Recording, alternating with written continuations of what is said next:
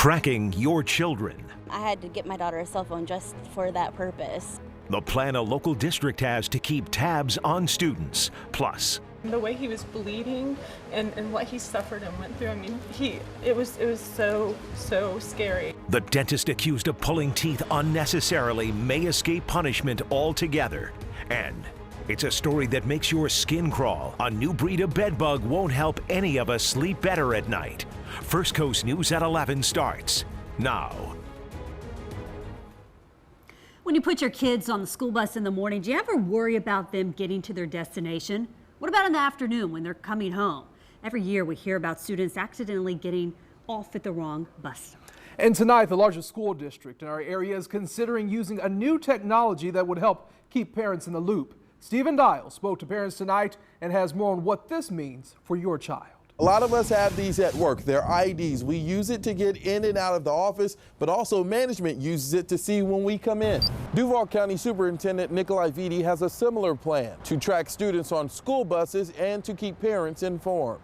It's scary nowadays. My daughter, my oldest, walks to the bus stop. It's probably a parent's biggest worry twice a day, hoping their child makes it safely on the bus, gets to school, and then make it home safe. Two of Anna Morrison's 3 children go to school in Duval County. I had to get my daughter a cell phone just for that purpose because, you know, the buses were running late or there was an accident or something. The worry could go away for parents if a new plan is approved. Duval County School Superintendent Nikolai Vitti wants to create a district-wide ID system. The IDs would serve multiple purposes. The ID system will empower the bus driver to know that the student that's getting on the bus should be on the bus. And more importantly, if a student misbehaves, they can be held accountable. Students would swipe their IDs when they get on the bus, and parents would be alerted when they make it to school. The ID would also track attendance and be used to purchase lunch and check out books. It's a plan Morrison says is a good investment. I would like that very much. Yeah, I think it's a great, I do like the purpose of this. Right now, 49 schools in the district have some type of ID system. Dr. Vitti says to make it district-wide, the program would cost about $1 million, then an additional $250,000 for 4 years. He says the IDs are not an around-the-clock tracker, so they would not keep tabs on where your child is outside of school. We would be one of the first districts to have a district-wide ID system and integrate that with our data system. Dr. Vitti says the ID system can also help in emergency situations. For example, school bus shootings. They'll be able to know exactly what students are on which bus so that they can notify parents. He also projects that this new technology will save close to $1 million in administrative fees. Reporting at the Duval County School District, Stephen Dial, First Coast News. When somebody's child is harmed, it's personal. It's as personal as it can get. A dentist accused of abusing 120 children will not stand trial. A judge has ruled that Dr. Howard Snyder is incompetent to stand trial. Snyder drew nationwide attention, accused in some cases of unnecessarily ripping teeth out of young children's mouths. And Julia Janae is on your side tonight, breaking it all down for us. Anthony, here's how the longtime dentist's criminal case has developed. He was charged with felony fraud in November of 2015, and he pleaded not guilty to those charges in February of 2016. Now, in April of that same year, his attorneys filed a motion to declare Schneider incompetent to proceed, citing that they noticed severe mental deficits and a lack of memory in the 80-year-old client. Now, today, the court agreed and entered an order declaring him incompetent to stand trial. I talked to the attorney for some of those young patients, and the parents have a reaction to the court's decision. To say it's been a marathon of disappointment is putting it mildly. Attorney John Phillips says he's represented 131 of Howard Schneider's patients who have accused the pediatric dentist of using excessive force during exams. Were the ones that came out with, marks around their neck, bruises on the forehead, and that's horrifying. The criminal case against Schneider alleges Medicaid fraud, that money was being charged for unnecessary procedures or billed in error. Those were definitely choke marks on his neck. This mom, Sarah Phillips, spoke to us in 2015. He removed 4 teeth from my son instead of 2, and decided instead of putting hooks to hold his partials in, he decided to go in and slice my son's gum line wide open, put some wiring mesh with no explanation at all. The outcry led to protests in front of Schneider's dentist office. This man's license was taken away. He's not practicing anymore. These moms did that, and that's extremely important. Phillips says he's now faced with explaining to his clients why Schneider may now never answer the crimes he's accused of. We've already had several call us, and it ranged the gamut from tears to anger. When somebody's child is harmed, it's personal. It's as personal as it can get. Now, the court's order only suspends Schneider's criminal case, which didn't have anything to do with these allegations of abuse. Florida law says if he remains incompetent for 5 years, the charges will be dismissed, but he will continue to be evaluated by psychologists. Now, multiple civil suits against the dentist about the alleged abuse remain pending. Phillips says those cases that he's involved in, this incompetency order, won't stop them from continuing. Schneider has always denied any wrongdoing in these cases. Guys, back to you. Julia, thank you. And an update tonight on another case that has captured the attention of so many here on the First Coast. The sentencing of Sharon Townsend has been delayed until at least tomorrow. Townsend is now 15. He was only 12 years old when police say he shot and killed a homeless man. Today, the judge heard lengthy testimony, including a sympathetic apology from the teenager. The defense also testified that Townsend had a terrible upbringing and was given marijuana and cocaine by the age of 9. We spoke to Townsend's family, who thinks a possible 40-year sentence is just too long. 40 years? No. For one child, 12 years old, and you got one older than him that's only doing a little bit of time for a robbery but didn't get charged for this murder? And who had the gun? Oh, his sister got the gun. They ain't tell that part, though. The Jacksonville Sheriff's Office says it still doesn't know a motive for the shooting, but investigators called it a horrible and spontaneous act. And you can count on First Coast News to update you as soon as the judge decides on a sentence. All right, we have some exciting news tonight for our military community. Hundreds of sailors and their families will soon call Mayport home. The naval station has been chosen to oversee a new squadron of unmanned aerial surveillance drones that you see right here. So let me talk about this for you. These new drones can fly for more than 24 hours at a time and survey more than 2.7 million square miles in a single mission. These drones can also help with search and rescue missions. And Senator Bill Nelson was a big supporter of bringing the new drone squadron here. At Mayport, this will bring 400 sailors and their families. And this Triton will provide the aerial surveillance over the ocean that we need and work in conjunction with our two Navy aircraft, the P-3 and the P-8. Senator Nelson also added that Florida's proximity to both the Atlantic Ocean and the Caribbean Sea is one of the reasons Mayport was chosen. I'm pissed. If you're stupid enough to commit a crime in this city, specifically with a gun, this group of people are organized and together and are coming after you. Mayor Lenny Curry is not holding back tonight. He is fed up with the recent shootings. Earlier today, he announced plans to pursue new technology Sheriff Mike Williams says would speed up the process to match guns with criminals. Instead of waiting months, he says it would only take 24 to 48 hours. Mayor Curry is now seeking $250,000 for this technology. The proposal will be introduced to the City Council February 28th. Military credentials and a gun were stolen out of a car in Middleburg, and it was all caught on video. Deputies say it happened in the 1700 block of Highway Hill Court in Fleming Island. We're told there have been other car break-ins in that area, and officials believe these two suspects are responsible for other crimes in Fleming Island. So if you have any information, you're asked to call the Clay County Sheriff's Office. Well, we have a major development to share with you tonight. The ethnicities of two skeletons found in St. Augustine have been identified. Preliminary analysis indicates one skeleton was a male of African descent. This is based on facial characteristics on the skull. The second is a European female. They're believed to be Catholics who are buried under the floor of a church there in St. Augustine. Very interesting. It is. Well, we've heard about planes striking birds, even other aircraft, but today, one plane hit a deer. How did that happen? Well, up next, how passengers describe this very strange incident. And if Florida needed more creatures, and these species of bed bugs is on the rise, what's being done to control the population of those? Well, there was very little in the way of lightning or rain with those storms today, just widespread wind gusts to about 50 miles per hour, but those storms are now long gone, well off to the east and to the south. Still a few brush fires that we're watching closely, but the winds have diminished. They're now out of the northwest. We'll be reminded it's winter in the morning. We'll take a look in just a few moments. A Carnival cruise ship will be returning to Jacksonville tomorrow morning, and this is the same ship where a passenger fell overboard from the 11th deck. Officials say 24-year-old Kevin Wellens of Georgia was seen on security cameras falling. His wife reported him missing. The Coast Guard searched nearly 1,400 square miles over 9 hours, but nothing was found. Well, many of us send our kids to bed saying good night, sleep tight, don't let the bed bugs bite. Well, our own Ann Schindler has been talking to the people who study these bugs, and they're making discoveries that, I'm sorry to say, won't help any of us sleep better tonight. I've seen bed bugs crawling up the wall.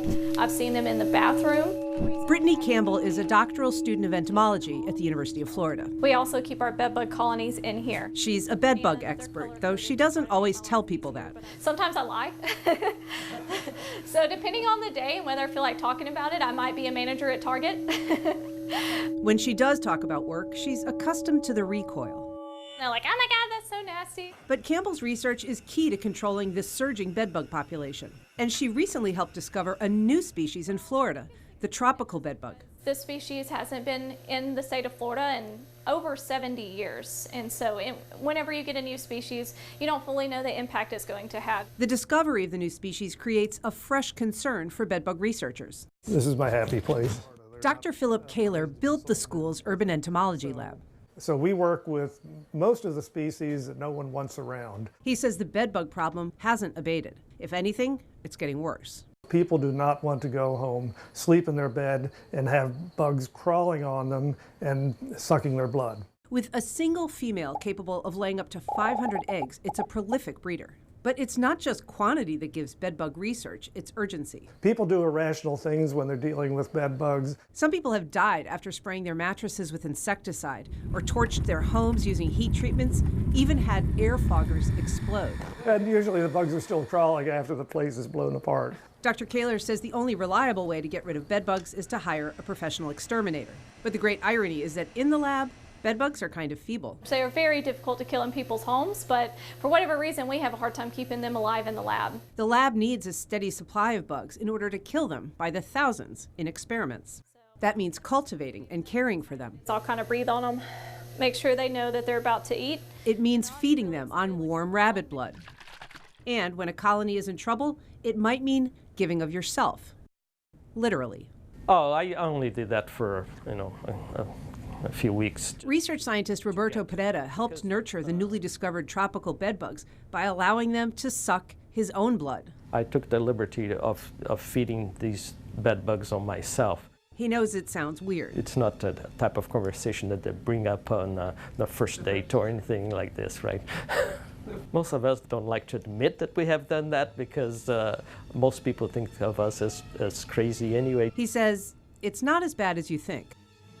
For me, it's less disturbing and less painful than, for instance, a mosquito. Graduate assistant Heather Erskine offered to demonstrate. I honestly don't feel it. But the bites are much more painful for some people. I can really feel them. So everyone's reaction is different, but it's almost like getting pricked by a needle to say if you're getting a shot or something. The physical discomfort of an infestation can be compounded by feelings of shame and isolation. Fear, anxiety, depression has been documented, even post-traumatic stress disorder. Such problems go well beyond the scope of entomology, but they're part of the reason Kaler says pest control revenues in Florida now exceed those of the citrus industry. They're also the reason a harmless bedtime wish has resurfaced as a more sinister warning. Yeah, they're back. They should be saying that, right? Don't let the bed bugs bite. With photojournalist Jeff Renfro, Ann Schindler, First Coast News. Oh my gosh. Oh, I don't think I can go to bed Me tonight. either. I'm itching right now. I'm not joking. Oh my gosh. Like okay, this. so if you're wondering what can you do to prevent them, recognize them, treat the bed bugs, we've got all that information, plus the links to this latest research by those smart folks at the University of Florida's Entomology Lab. It's on our website, firstcoastnews.com. Just look for this story. Oh. Well, during the holidays, we told you about the man that you see here, Zachary Schultz. He went into the Flame Broiler restaurant and stole money from the tip jar. The money was being used to buy holiday gifts for the Marines Toys for Tots program. Well, Schultz admitted to taking that money from the tip drawer, and that money was going to be used, as I said, for Toys for Tots. So Schultz told officers he did not think it would be a big deal since it was just, in his words, a couple of dollars. Well, he's facing numerous charges tonight, including grand theft and second-degree arson for another incident that ultimately led to his arrest. President Donald Trump isn't the only leader building a wall. This one is just as controversial. The French government is building an 8-foot-tall bulletproof glass enclosure around the base of the Eiffel Tower. Officials say it's to protect that iconic structure from a terrorist attack. However, many in France are offended by what they describe as a tasteless design that will be an eyesore. The glass wall, which still needs final approval by Paris's Environment Ministry. Well, this is definitely something you don't hear every day or really see. A plane in Charlotte ran into a deer on the runway. Officials say the plane hit the deer during takeoff. Passengers say they heard a loud thud, but they had no idea what happened. The pilot declared an emergency and immediately returned for landing. 44 passengers were on the plane. No one was hurt. As to where that deer came from, well, no one really knows. It was killed during that plane accident, as you can imagine. All right, I love this next story. Starbucks, they've added ice cream to the menu at some select stores. So more than 100 locations in California are now serving what's called affogatos. I think I'm saying that right. It's vanilla ice cream with a shot of either hot or cold espresso. Sounds really good. And a more upscale and expensive take on that same ice cream coffee dessert's also being tested out. It's available at 10 Starbucks in LA, Chicago, Maryland, and Boston. No word, though, if that coffee treat will make its way here to Jacksonville. I hope it does. Yeah, That's how I would study differential equations, but I would have to make my own freeze-dried coffee and then Bluebell vanilla ice cream in there. Really? I don't think it would be Bluebell.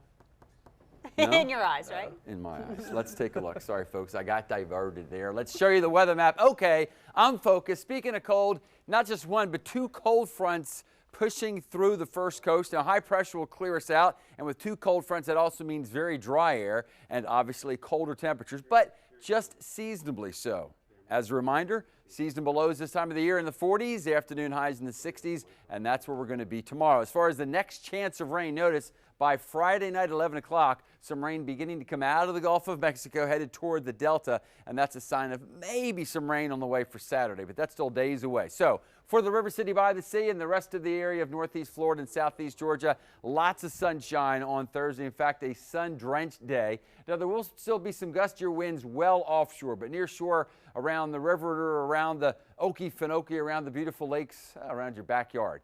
Just a nice breeze out there, I think. In Duval, this is where we're going to start tomorrow morning. Now, that's about 20 degrees colder than it was on Wednesday morning. Again, bright blue skies. I think a nice day. It's just instead of a high of 81, we'll have a high of 67 degrees. Pretty similar scenario around the rest of the first coast. Down over St. John's and Flagler, starting in the morning in the lower 50s. Afternoon highs of 65 to near 70. Again, clear skies. Hard-pressed to find a cloud tomorrow. Nassau, Camden, and Glenn counties, temperatures dropping into the middle 40s. Afternoon highs of about 64 degrees. Probably the lowest lows in the morning will be for those of you to the northwest of the Okefenokee and out around the Swanee. On to Saturday we go. Lots going on this weekend, actually. There's the big Greek festival. There's the Monster Truck Jam. Whatever your plans are. Saturday an okay day. It's just after what I think will be two just sun-drenched days. Clouds on the increase on Saturday, and there might be a little bit of rain developing as we head through the day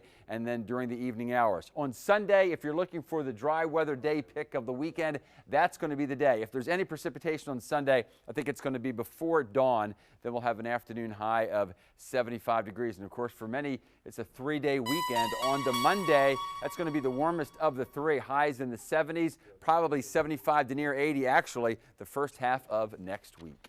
We'll take a...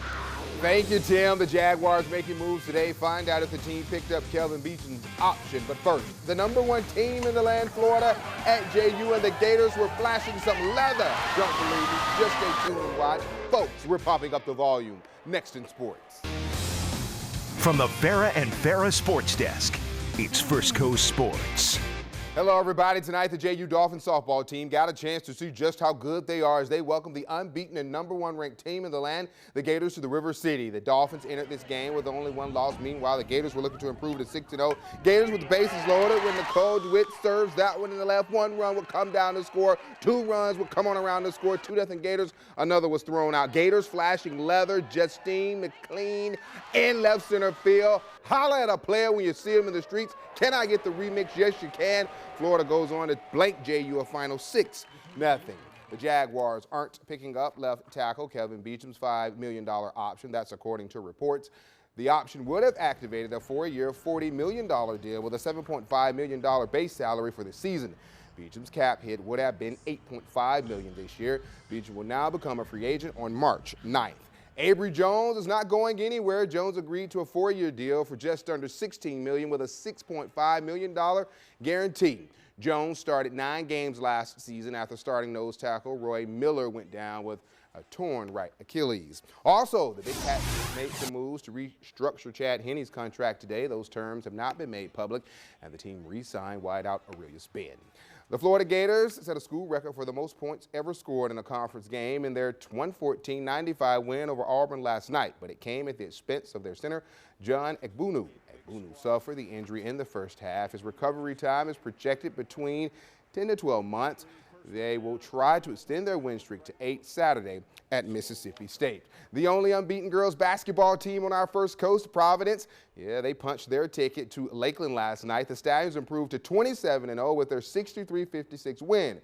Providence will face sports leadership and management a week from today. And there are several other local girls teams looking to advance to Lakeland, and they'll be battling in regional finals Friday night. Lincoln will be at Fleming Island, Nice at Fort Walton Beach, Rickards at Ribault, Ponte Vedra at Crystal River, and Fernandina Beach at Florida High. St. John's Country Day, champions in girls soccer again. The Spartans knocked off Lakeland Christian, winning their 6th straight state title, and it was the 9th in the program's history. The Spartans won by a final score of 2-0.